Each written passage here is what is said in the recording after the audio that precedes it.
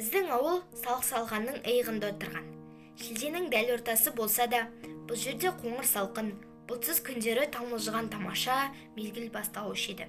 Не ыстық емес, не суық емес, жайлаудың жаймашуақ сәтінде төбеңнен көкпеңбек болып төңкеріліп тұрар аспанға қарағайдың бүршігін лақтырып ойнайсың.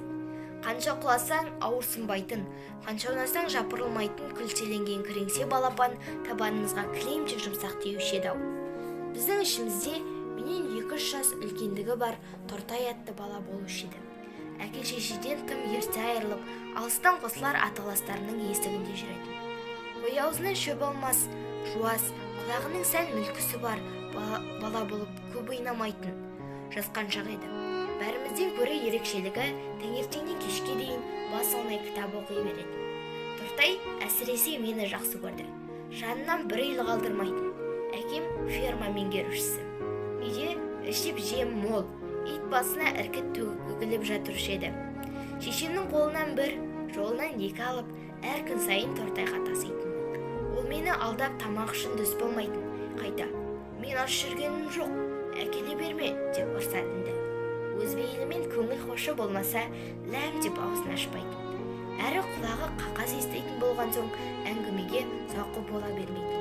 Тек менімен ғана оңаша сәттерде ағыл-тегіл әңгіме құрушы еді. Бір күні мен Тортайды көп іздеп әрең таптым. Тұрған үйі аузына келгенін айтып, ұрсып, қуып жіберіпті. Салық салғанның ұшар басындағы қалың қамысты тас қорымның үңгіріне кіріп, от жағып жатыр екен. Ешкімнің жоқта жылаған секілді.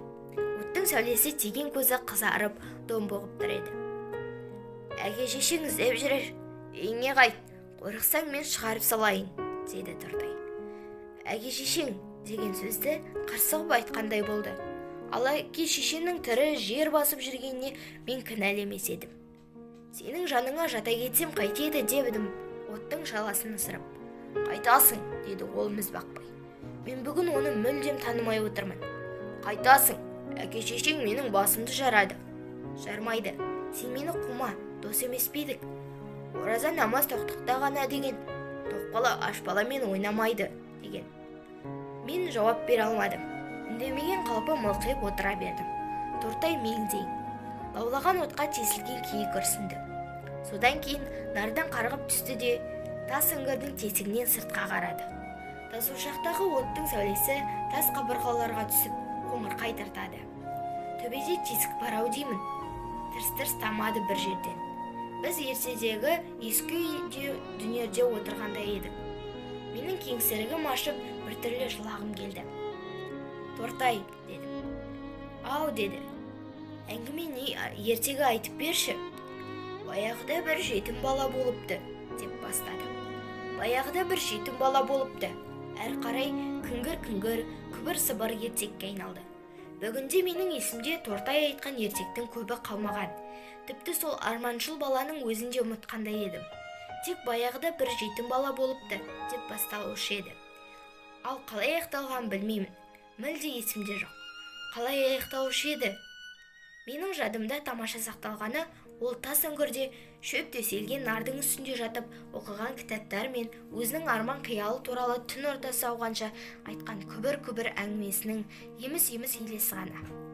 Мені жып-жылы қойнына алып, ағалық ақылын айтатыны мен сиректік еді. Бұл дүниеде мен бір тұтар сырласар жалғыз ғана нәрсем бар. Ол кітап, дейтін. Әкем де, шешем де сол кітап. Кейбірін 2-3 қайтара жалықпай оқып шықтым. Жалғыздығын, жетімдігін бәрі ұмытылып, басқа бір жұмақты өмірге сапар шеккендей боламын. Әттең, жағдай келсе оқуымды одан әрі жалғастырып, Алматыға аттанар едім. Шынымды айтайыншы, кітап жазушы болғым келеді. Тортай көзі жайнап, астындағы жақпар тасты тебініп қалғанда, әр жағындағы шатқалға құлап кетеді екен деп зәре құтым қалмайды. Ақбозат демекші, түнде түсімде көзім арғымақ болып жер табып кісінеп тұр. О несеген? Деп бұзаулармен бірге қапырсы оттап жүрген өгізіне күн сап қарады. Тортай, сен түбі сол ақбозатқа мінесің, дедім мен шын көңіліммен. Қайдам, деді ол. Тастан тасқа секіріп төменге түсіп бара жатып. Қайдан білейін, әкемнің марқұмның рақымы қотыртайға тимей кетіп еді. Қайдан білейін. Күз жақындап, фермадағы барлық бала жайлаудан ауылға оқуға аттанғанда, тау басында бұзау бағып, жападан жалғыз Тортай ғана қалған. Әрине, мен оны қиналдым. Өзіммен бірге алып кететін шаманың жоқтығына жыным келді. Кетерімде ол маған ең сүйікті кітабын сыйлап тұрып айтты: мен ішінде оқы. Бәлкім мен міне алмаған ақбозатқа сен мінерсің. Сенің өзі ақбозатың бар емес пе? Жоқ, менің мына маңдайыма көк өгіз жазылған. Онда мен өз ақбозатымды саған сыйға тартамын.